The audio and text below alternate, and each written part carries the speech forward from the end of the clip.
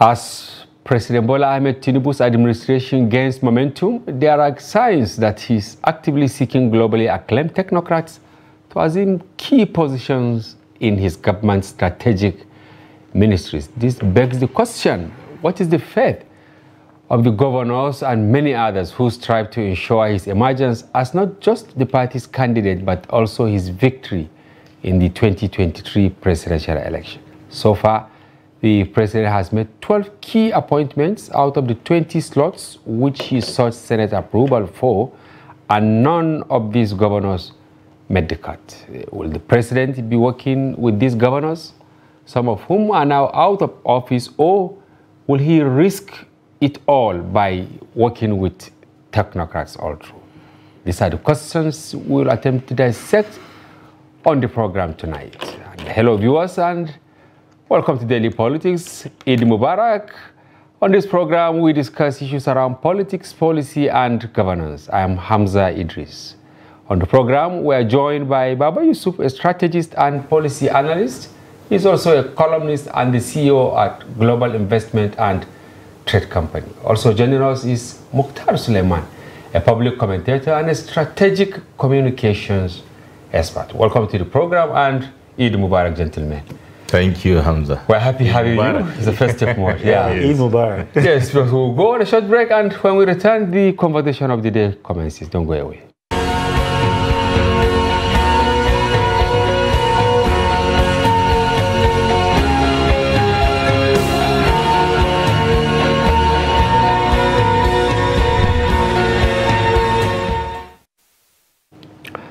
Welcome back. Yes, Baba Yusuf, as a strategist, what is your assessment so far? 12 appointments, apart from the service chiefs, right? Yes. What is your take? So far, so good. I'm not surprised by the appointments. If we look at the antecedents of President Bola Ahmed Tinubu, he's a man that has a knack for picking talent, spotting them, picking them, working with them. And he's also having this very interesting quality of a long-standing leader, and that is when you look at him, look at a leader, you pick not less than 5 people and ask, how long have they been together? That demonstrates the depth of the quality of that leader, a leader that has people that have been with him for decades. So these are long-standing political allies that have been with him, that understand his vision. He understands this. There's commonality of purpose. There's a shared vision. People that have supported him and been with him to deliver. You know, as the saying goes, you don't change a winning team. So suffice it to say, these particular hires are hires that I believe are people that have his ears. They have been his sounding boards. And they are people he believes are going to add value, you know, by upscaling the quality of his leadership from a governor's regional leader to a national leader.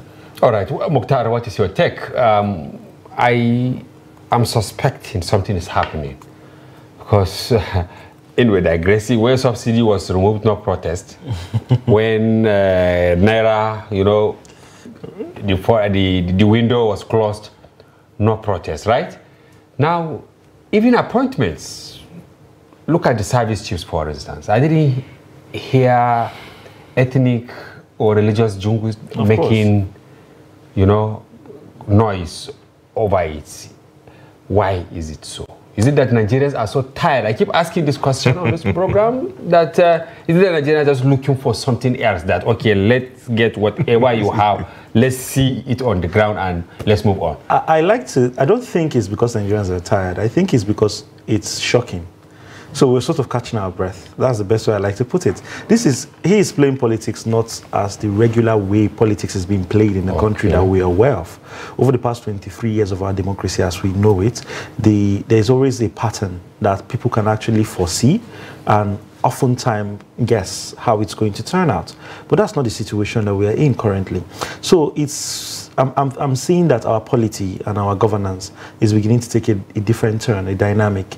If it's consistent over the course of the next 4 years, there's going to be a shift in the perception of how politics is played in the polity. So, and that is really a good thing that we want, if it is played right, of course.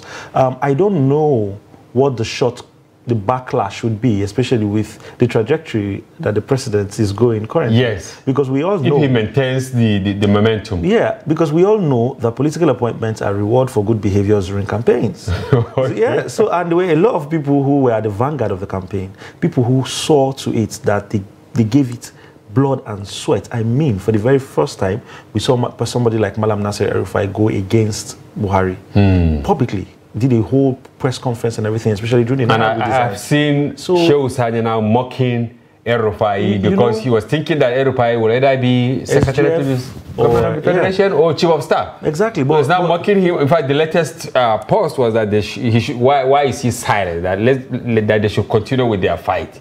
Because he has this feeling that maybe El-Rufai has been ditched by the president. Well, we don't know what's going on. It's, if anything, it's just a number, you know. If anything, history has taught us is that President Bola Ahmed Tinubu can be a very fickle person. It's very difficult to actually predict what his next move is. He's a shrewd fellow. Yeah, and he holds his cards very close to his chest. Yeah. So we're hoping that at the end of the day, whatever it is that he's doing, however it is that he's piecing this politics together, is actually going to be to the benefit of the country in a larger scale than otherwise. I can see you are nodding your head. Yes. So far, I saw Professor Isaac Akintola. He's the director of Muslim rights groups. I think he's mocking some people. I don't want us to discuss that deeply, but what he was saying is, by the few appointments, even though he said they are keenly watching how things unfold. But in the statement he issued, he said, so far, they have seen the trajectory. And it's like, from what we have on ground, this issue of maybe Islamization or taking people from one part of the country has been demystified. That's true. And again, by antecedents, Bola Ahmed Tinubu, Mr. President, has, by his nature, being cosmopolitan, being balanced in the way and manner he does things since his emergence in the political, history or landscape of Nigeria. But importantly, taking it from there, I think we need to expand that conversation with regards to the reward. After elections, the basis for reward may be just basically because of people that have made inputs in terms of campaign and all that. If you look at it traditionally, even looking at the United States of America, what we consider bastion of democracy, or the United Kingdom, even, the recent emergence of Richie Sunak or, Boris Johnson and all of them. There are three layers or three methodologies to reward politicians or players in the political scheme. Yes, and I will explain them. All right. And then what is important is to note here with the emergence of President Bola Ahmed Tinubu, and what he's doing is he is adding value to the political evolution by doing what? By adding value to what his predecessors were doing from the time of President Olusegun Obasanjo to President Yar'Adua to President Goodluck Jonathan, and also, of course, to some certain extent, not significantly, President Muhammad Buhari. So what am I saying? The first is like what Mukhtar said, settling political allies that have demonstrated that participation.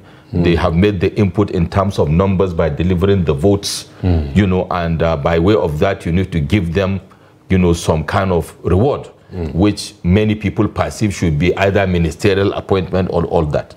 The second layer of people are people that, like I said, have been loyal to you through thick and thin, not just on the rainy day. People obviously saw what was playing out. We know there were people, President Bola Ahmed Tinubu is very intelligent, and it doesn't take that depth of intelligence, with due respect, to know how the dynamic this emergence of Bola Tinubu happened. 6 months ago, there were people that were doggedly against him within the party hierarchy, against his emergence in the primary, that later on did an about face and became his most,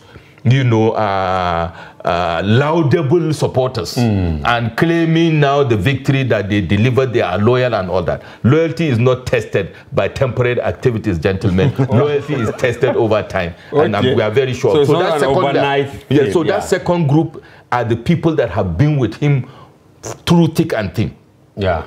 People that have been with you, and like I said, he's a type of leader that rewards that. Yeah. That recognizes that. And at this critical moment, he needs people that he can trust, not political Shylocks, not those political quote and unquote jobbers. Because there are many who it was when they realized it was obvious he was going to make it. Yeah. It doesn't mean he's going to throw them away, but I'm telling you, the settlement comes around this political factor. Yeah, the fourth factor is what is very important. It started during the time of President Olusegun Obasanjo. If you want to have a trajectory that is forward-facing, forward-thinking, you must bring in technocrats to drive your governance framework. Okay. So you have politics, you have policy, you have governance. How do you want these three the slogan of our program? Yes, exactly, exactly. And these are three critical pillars to evolve your polity and to deliver good governance. In doing so, even Joe Biden, Obama, every leader that emerges has these three layers of settlement. And there is no rule that says you should carry everything and give those people that were bringing the votes and all that, because they may not have the capacity, or they may not have the integrity, or they have become political liabilities in a way. So what do? You identify the people that will deliver the critical portfolios for you. And that is why you see the likes of Okonjo-Iweala, the likes of Obi Ezekwesili, the likes of Sanusi Lamido Sanusi, and all that. And it's not also the settlement, people perceive settlement from the point of view of special advisors and ministers. We forget that the critical players, the critical success factors to deliver good governance are not the ministers. They are the key CEOs, the drivers of the MDAs. And that is why you see President Olusegun Obasanjo, President Yar'Adua particularly, were very deliberate in selecting the likes of Okonjo-Iweala, picking the likes of El-Rufai to become the DG of BPE, setting the platform for him to become the minister of FCT. These were people that were hitherto either apolitical or just pure technocrats. Yes. Okay, you have the likes of Akinwumi Adesina, who came in, and became Minister of Agriculture, coming in as a technocrat from outside the country. You have, the list is long. But in terms of the MDAs, you have the likes of Sanusi Lamido Sanusi coming to CBN. You have the likes of the man Fowler at FIRS. These are technocrats you bring on board. They may later become political, but the key thing is they have that, first of all, initial neutrality. Secondly, the value they are bringing to the table based on the vision of your framework. So it's early days. Another thing is there are some political players that have become so big that giving them, or that have become for expediency of politics, giving them political office on the front line becomes an issue. Come on. We have 8 years. People have been governors for 8 years. And Nigerians are, yearning for freshness in this governance. Yeah. Tinubu knows that. So bringing all these governors again, who probably hitherto have not even delivered good governance, but have delivered value for him to win election. What is he doing? We have, from the emergence even of the Speaker of the House of Representatives, we hear rumors or snipers, which, makes sense, that Malam Nasir El-Rufai promoted the emergence of Tajuddin Abbas, which is part of political settlement, for example. We have the likes of his political protege, Hadiza Bala Usman, who is now a key player in his kitchen cabinet. Yeah. So special advisor you can go on. So that way, these people have emerged as political players. They don't necessarily have to be there all the time in the front seat. There are other places that so he is also helping them to evolve, to become critical political stakeholders and become the unseen hands, not necessarily playing the game in the foray. It's another way. I will come back to you, but from what Baba said, are you in agreement? And from me, the conclusion is that it's not necessary for all the governors that worked for his emergence to be ministers. Agreed. Actually, I think it's actually true. You ought to bring in value for the work that you're actually going to be assigned with. So it shouldn't just be plain rewards for... it's not about compensation. It shouldn't just be all about compensation. However, there is this popular saying that says it is politics, good politics, and good policies that brings good governance. So you could get good policies right, but if you fail... You are pampering our program tonight. Yeah. If you fail in the which politics... Which is good. If you fail in the politics, you're going to have it wrong, because politics is where vested interest lies. So you could have good policies as a technocrat, but if you cannot play the politics of vested interest to ensure that it flies, governance will suffer. So I think that's something in my mind. Yeah. You see, I think that is that's something that the president needs to put into account. He's excited, and it's good. And from the look of things, the kind of policies he has rolled out, the kind of appointments he has made, he has the good interest of the country at heart. However, he has to find a way, and I know for a fact that President Bola Ahmed Tinubu is actually a very good negotiator. So he has to look for a way to ensure that these people do not have unchecked grievances that might end up becoming a big problem for him within the governance systems. So one way or the other, something has to be sorted. Like Baba Yusuf actually mentioned earlier, the appointment of Hadiza Bala Usman into office sort of cushions the ego of Malam Nasser El-Rufai, because of course this is your person. We all know that this is your person. Azabala is always, he has never been quiet or silent about it. Even the speaker. Yeah, and even the speaker that he actually, although it's still a rumor, so to speak, but if that is true, then yeah, then that's also something. Some actually say it was Bajabi Amila who worked for the however it goes, it still has to, the president has to ensure that he does not forget the politics aspect of it. He doesn't get too excited, because aside from me, I'm not an APC person anyway, let me put that disclaimer out there, but there's also a re-election to look forward to at the end of the day. Yeah, so you don't want to play a long... But Nigerians don't really care about 2027. No, we're not talking about... What they want is what happens before December. No, you see, no. How can some people turn around Nigeria? I know for a fact that the president is very excited. And then how can prices of commodities come down? How can we have these electronic vehicles or gas-powered vehicles on the road? Those things are not going to work now. How, NER can change its mind and say, okay, look, let's be $1 electricity. Exactly. But all of that cannot work now, because if you look at them in the long term,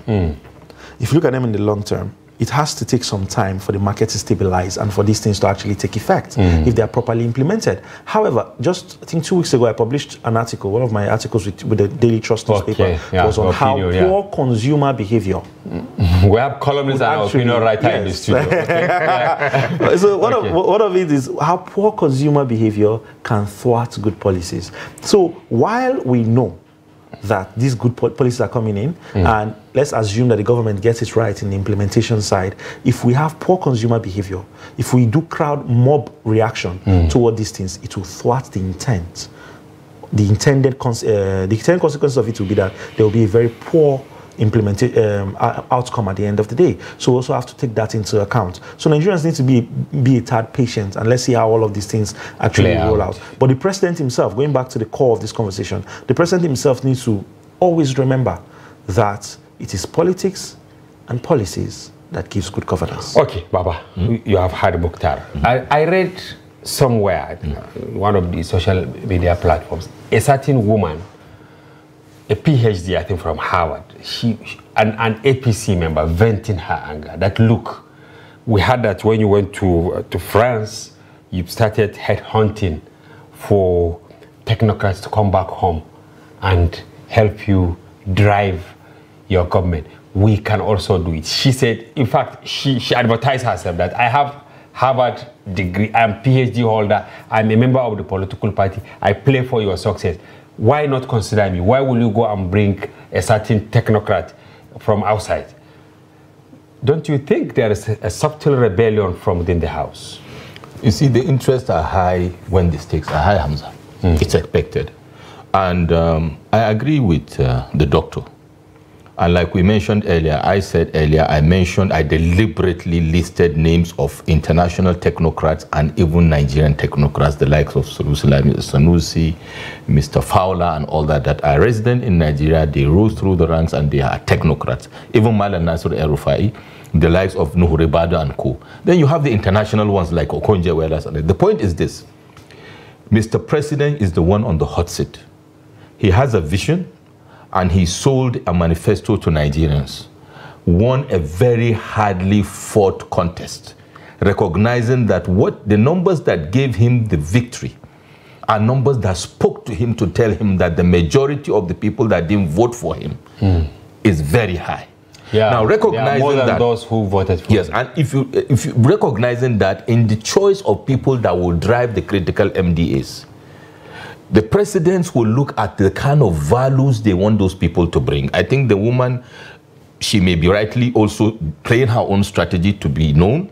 But the point is, if you want to bring in someone that will be able to bring in for you foreign investments, for example, that will be able to, you are able to leverage that network, for example. We saw the kind of value Okonjo-Iweala brought to this country. It was during her tenure that President Obasanjo, used that strategy to get us to get our debts forgiven. Yeah. That is huge, okay? A local technocrat, with due respect to the local, could not maybe be able to bring in, to leverage in that and bring it in. Conversely, we, the technocrats that are within the country, will be more in touch with the realities of some of these portfolios. That requires domestication of conceptualization and actualization.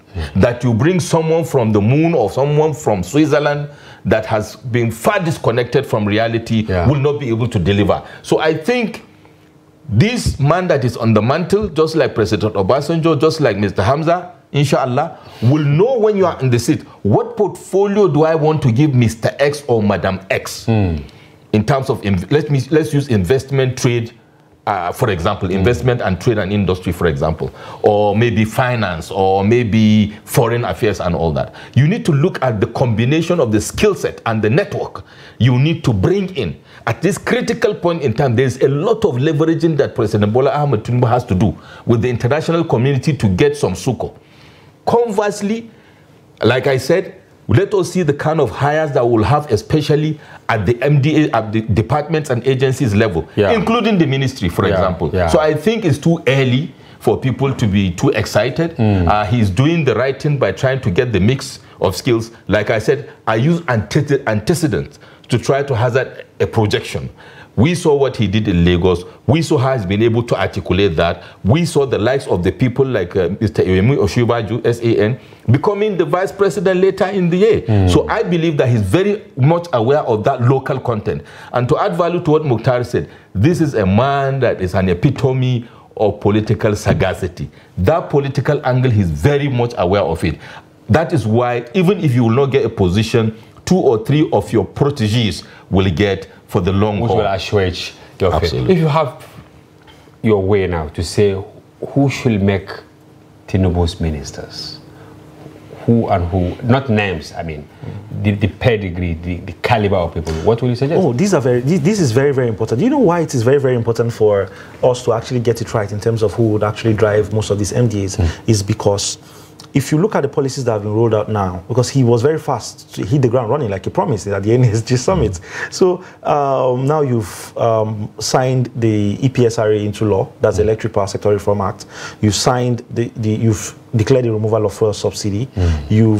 So many policies have been coming out. The digital, the student loan, the student loan. So you need people who understand these nuances at his minutiae level to be able to come and drive it. Because they are not just a nomenclature. Yeah, he cannot come and drive it now. So now, if you talk about the education sector, the student loan is a very tricky subject because you have to look at... in US, in UK, it is a point of conversation, of campaign. The way we campaign with roads is how they campaign with student loans in the US. So it's a very, very tricky subject because you have to look at the economic angle.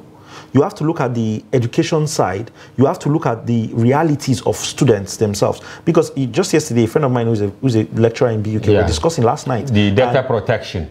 We were discussing last night, and he was telling me that if we leave, because BUK just rolled out their school fees plan the last few days, and school fees are going as high as 200,000. I saw it, yeah. School fees are going as high as 200,000 naira now. You know, when we reported as if the sky will fall, this paper, Daily Trust, we reported that, look, Nigerians were excited. Students, we said, look, you are going to start paying fees. Yes. So I read it as well, yes. Tuition now is now in it. But now the problem with the tuition is there's still no lecturer salary yet.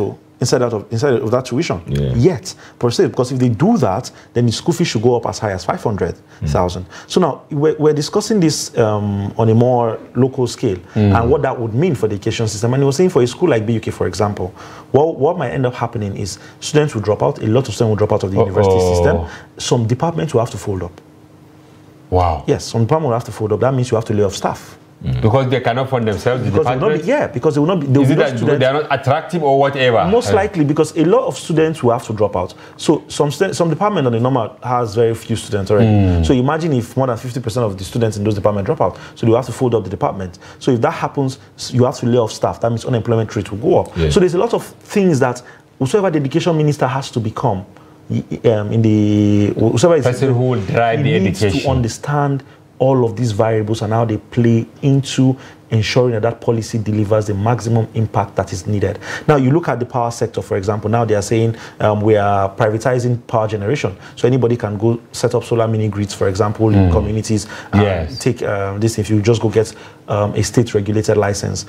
We need somebody who understands the power sector properly. The few times I spent in the energy sector in REA last year, I've been able to at least get, but it's still, we need somebody who gets the technical parts, not just the technical part. Energy financing is a very, very critical part. So you don't just want somebody who understands the technicality even of this part. You want somebody who understands the administration of it as well, so that the person can be able to match those business two parts. Aspect, right? This person has to be able to match those parts together and ensure that maximum impact is actually gotten. Because now the president has rolled out policy ahead of his appointments.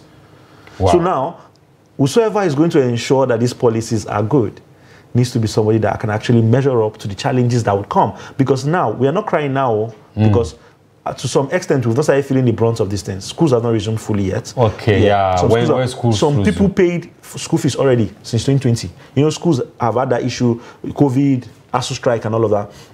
So a lot of schools, students have not started paying, will not start paying the new school fees until maybe next year. Yes. So that is when the brunt of it will actually hit us. The reality of it will actually hit us. So what would be the response? Because now there has to be like a contingency response plan as to, okay, if people come in and don't let I wish they understand this. Yeah, even the people who brought the idea, because it can't be his idea alone. They need to be very proactive.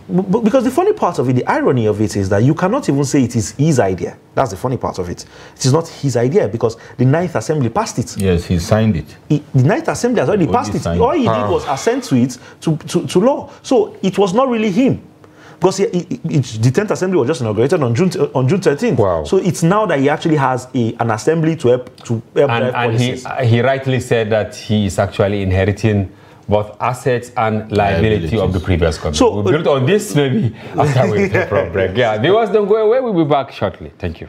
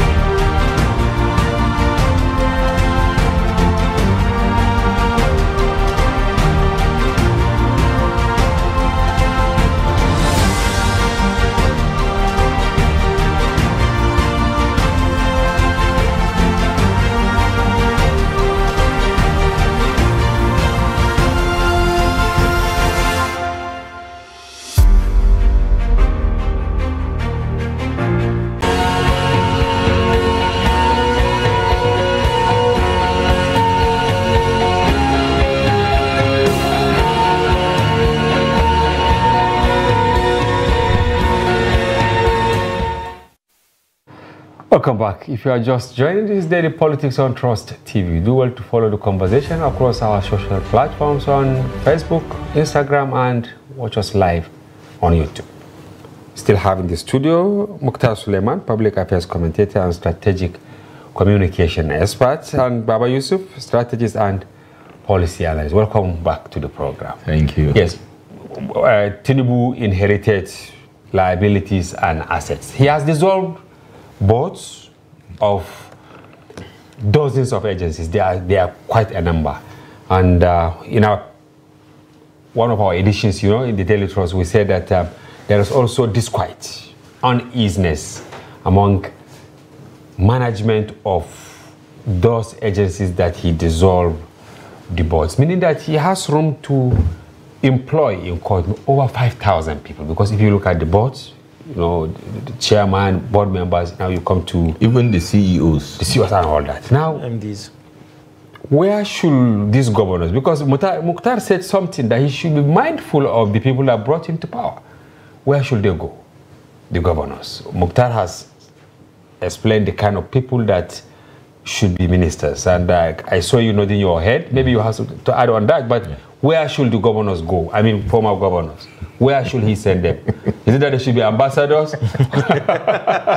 Thank you for that. Or you also agree, because some people are saying they are a baggage, you know, they are a liability to the president. Ambassadorial positions. To be honest, Hamza, like I said earlier, Tinubu could be, I'm using the word deliberately, the person that will take us to the next phase of our political evolution. This transactional, operational... You have so much hope in this man. Yes, that's why I use the word could. Okay. And I'm being hopeful, first of all, from the point of view of the hope I have for this country.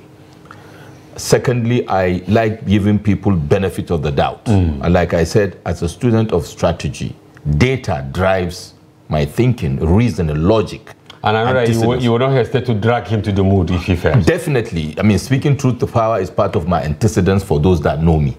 But I mean, we should give people chances to deliver. Now, back to the question. You see, the next phase of the political evolution I'm talking about is for Nigeria to mature. What you are talking about is like we'll be backsliding. Somebody was minister for donkey years, became governor for 8 years. Now we want him to be there and we want Nigeria to progress. Come on. In other climes where there's evolution, people still have roles to play. If we are talking about that with these governors, that most of them, with due respect, have underperformed woefully. Because there was to no their money. Constituents and no to Nigerians. The facts are there, we all saw it. While some have been strategic and value-adding, some have actually been warming the seat. They depleted. Now, looking at that, from that context, what do we say of former presidents? Should they also remain somewhere and they have to dictate things? The point is this, Hamza, Mukhtar, Nigerians, as we are evolving, and that is what will cascade down the polity. This issue of people that were CEOs at the age of 30-something are still warming the chair of ministerial roles at the age of 70-something is what we are talking about. Sorry short that, because governors, many of them have started lobbying. Yes, no, it's okay. CEOs, but what we are saying is that Mr. President should consider those that he believes share the same ideals and vision with him, and still have the energy, and still have the power, the strength, and the strength of character.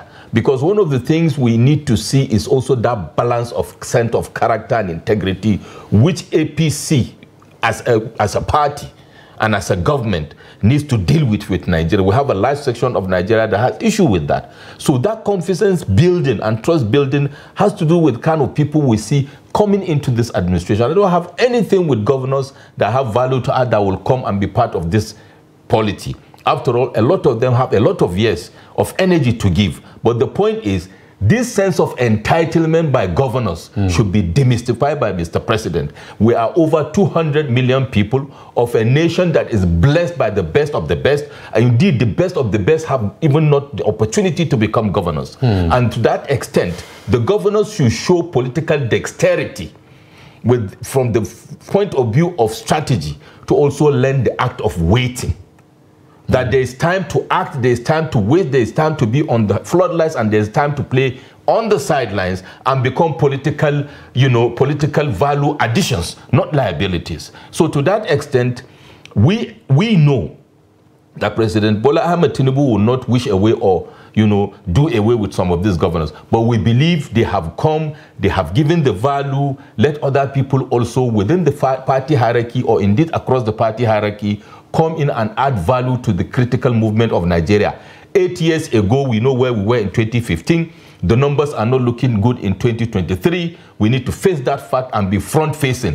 When we make as a party and as a nation our conversation around some governors, then we have a big problem in Nigeria. We recognize the governor's contributions, but Nigeria is bigger than any governor, and that is why even presidents come back to add value as special envoys. So there is a lot of roles these governors will play, whether as ambassadors, whether as special envoys.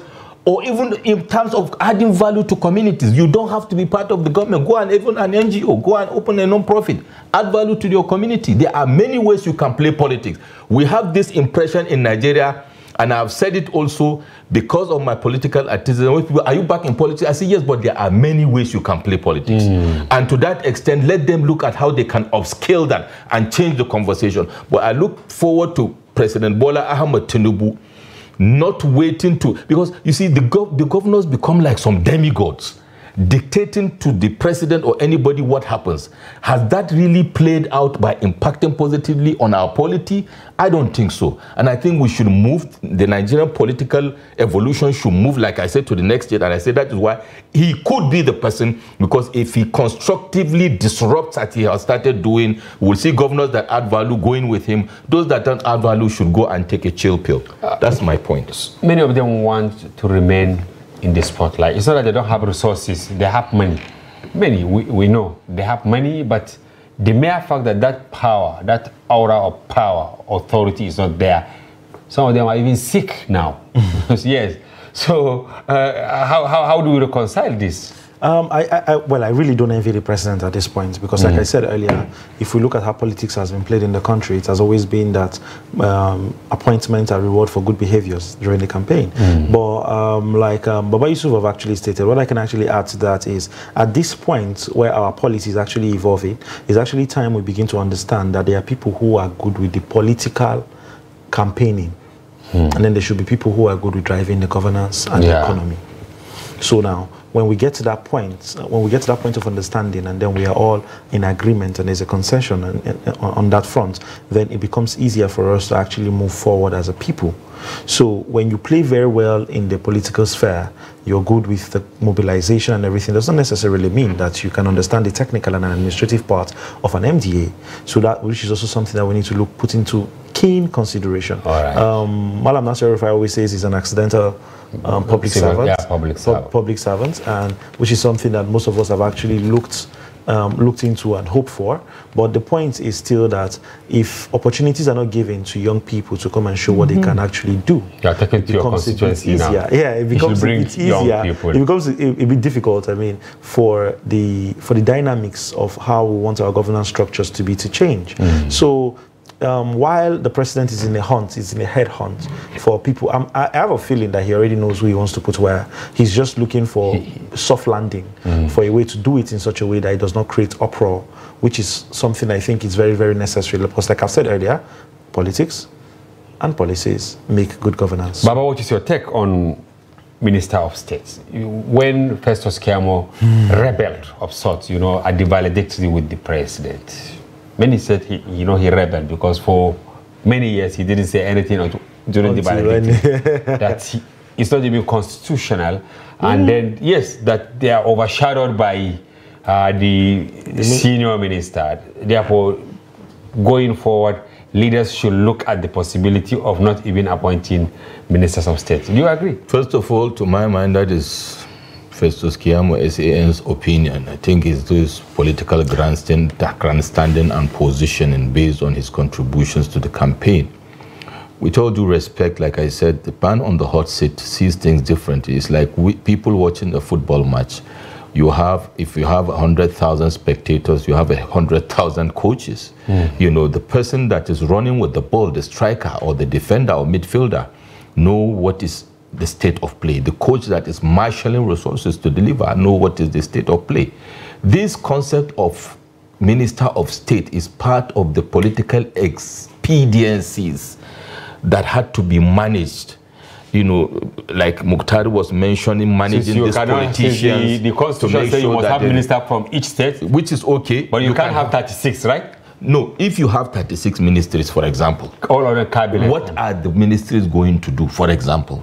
Now, this expediency of having minister of state is a function of how that president wants to have political balancing, taking it from managing the critical power blocks, then secondly, to fulfill the provision of the constitution. Because if I come and I want to run, with all due respect to the learned silk, Festus Keyamo, if I want to run a leaner you know, more efficient government. With the due respect, you know, I had to write last week about structure and cost of governance as a critical success factor moving forward. And we are saying we are advocating for leaner, more efficient governance framework, and we have to scale down the cost of governance, you know, starting from the top to bottom. And you now want to have all 36 ministries, for example, to satisfy that constitutional provision. Yeah. Is that efficient? Is that the right way to go? For example, I think the role of the Minister of State is as valuable as the mandate that will be given by Mr. President. It is as valuable as how Mr. President structures the reporting line. I remember in the first time of President Buhari, Hadi Sirika was subsumed under transportation. Yes, and you can imagine now when he even earned his freedom. Yes, look at how it ended. That's my point. So it depends on how Mr. President, in this case, structures his government. Minister of State or no Minister of State, we saw what happened in the last 8 years. Even directors in MDAs were running, you know, all over the place without control. So what we expect is a government that will be more humane, more practical, more pragmatic, leaner and efficient. And that was the time we saw some heads of MDS stronger than even their ministers. It's a function of their agencies. Yes, because it's the function of the top line leader. In this case, what I call the focal point leader. You know, this issue became an issue in the last 8 years because of how the personality type of that leader. Now, if the personality type is different, you won't see these things happening, even if the CEO of that department or agency is as powerful or whatever. There's a reporting line, there's a chain of command, and if the president wants it to be done in a way or manner, you either fall in line or you fall out. I think there are some ministries that we even had 2 ministers of states, you know, at a time. Yes.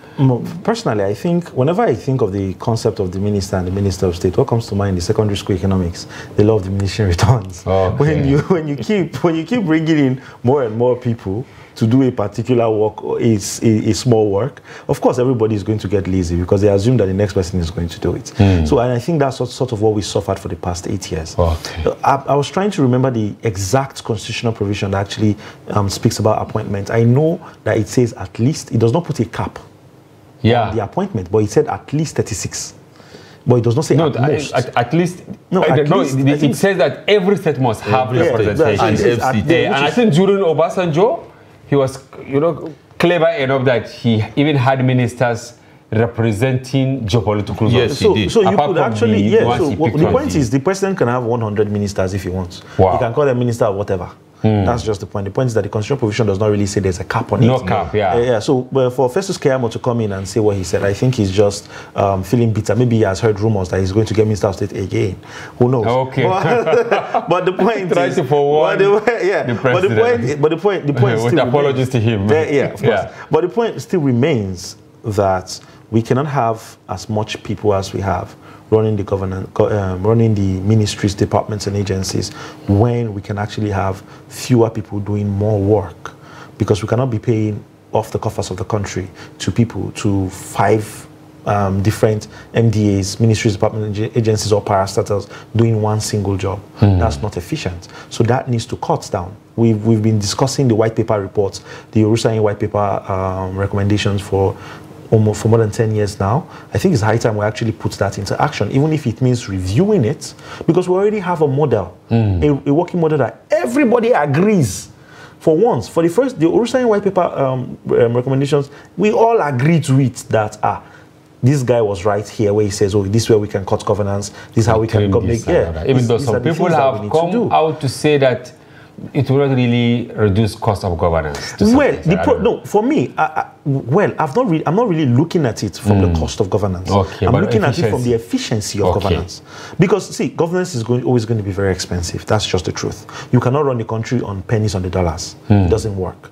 Because it has to be expensive for you to get it. But efficiency of how the monies are being used, now that is where we want to actually do something. Because at the end of the day, the president is saying, oh, first subsidy needs to go because the country does not have money to pay for it. So there needs to be we need to let it go. Nigerians needs to adjust. He pleaded with us in his June 12th speech. He sort of hinted it during his inauguration speech. Then again, the education subsidy is going. Then again, the electricity subsidy almost all subsidies is also are going. All because we say that the coffers of the country is running dry. But the government politicians are living la vida loca. Bloated, yeah. They are living la vida loca. The governance structure is so you cannot expect, because if you look back at it in history, what happened to the then Queen of France before the French Revolution? This is something similar. People were saying that you were telling us that there's famine in the land, but you are eating wide. What happened in Sri Lanka some years ago? So something similar. So we don't actually want that for our polity in this country. While those in power are saying they want to save in order to provide infrastructure, they should also save from what they are taking to take care of themselves. Oh yes, because at the end of the day, we're on the precipice of a very precarious time as we are as a country, and how we forge ahead is really, really, really paramount as a people. So whatever the government projects to us is what we're actually going to embody. So if we do not try as much as possible to ensure that we actually get it right at this point, there's going to be a lot of backlash in the next 4 years, and the president is not going to like the outcome. And of course, I've always said that I, for one, do not want us to have another suffering. So I'm giving him the chance to fail. Wow. I'm going to give him the chance to fail. May so he not fail. Should he be the Minister of Petroleum? Oh no. I don't think so. I think that Mukhtar, you responded quickly. But I saw how Baba Yusuf looked at me. It's like he was very angry, right? Why shall I? To be honest, I understand why former presidents had to give themselves that role. Okay. But the same reason why it has not worked is the same reason why I don't expect President Bola Ahmed Tinubu to appoint himself Minister of Petroleum. It has not been successful from the strategic point of view. It has not been efficient from an operational point of view. It has not been impactful from a transactional point of view. Okay. So it has not added value. The president has bigger issue to deal with. He is presidential. Let him focus on that. Let him focus on that. Give someone that role, powers, yeah, empower the person. After all, we are talking about struggling with Minister of State and all that. So let him add that minister to the foray so that you have less ministers of state. Give people the mandate. Have a performance-driven system. And if people don't deliver, you deal with them in line with how things should be done. But I don't think this president we have today, President Bola Ahmed Tinubu, should appoint himself Minister of Petroleum. All right. We have completely run out of time. Yeah, so you have maybe just 1 minute or less to give you a thought. But would you also recommend having like Minister of Water Transportation? Because the thousands of people sounds too redundant if you ask me. Actually, it sounds very redundant. But if I may add something, what will you recommend then? If I may add something to what he said about the Minister of Petroleum. First things first, it's unconstitutional. According to Section 134 of the Constitution, it's 134 or 138, one of the two. Let me be either 134 or 138. I'm very certain. We'll have to go and check. The Constitution clearly states that the president shall not take on any other executive position or any other form of paid employment during his tenure. So it is unconstitutional and it's actually illegal for the president to actually be the Minister of Petroleum, because going by that particular section, unless there's some ambiguity in its translation. Section 138, yeah, Section 138. So unless there's some ambiguity in the interpretation of that particular section, the president should not hold any other office during his tenure, any other executive office or any other form of paid employment during his tenure. So this is very. So it should be a no-go area. Yeah, it should be. Why did you repel my question when I said water? Because if you look at the number of people we are losing now because of terrible state of our inland waterways, we are not losing them in the aviation sector. Well, there's the Ministry of Works, yeah.